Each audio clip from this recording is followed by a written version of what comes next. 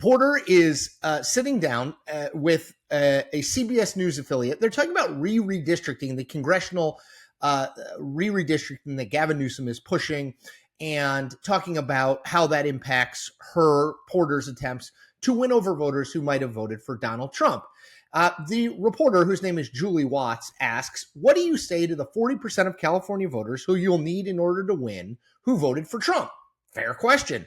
Porter literally goes, and you can watch the video. She says, how would I need them in order to win, ma'am? And she turns to the camera, Jim Halpert style, and kind of laughs, but she's clearly annoyed. Again, just very quickly before I go on, remember, Porter turns and says, how would I need them in order to win, ma'am? Okay.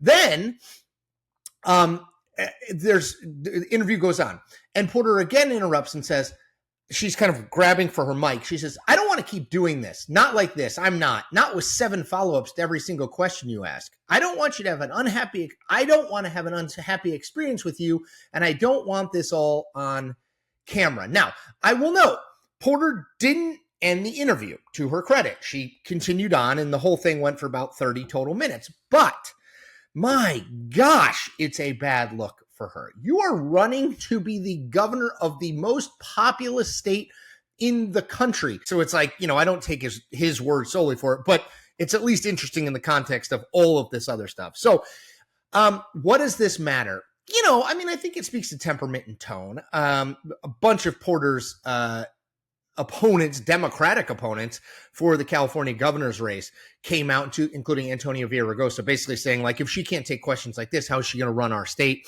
There'll be more of that. She's going to have to say something by way, I hope, of apology to the reporter, because the reporter didn't do anything wrong. Again, the questions the reporter was asking are totally fair questions about how do you appeal to people who didn't vote for you or voted for Donald Trump.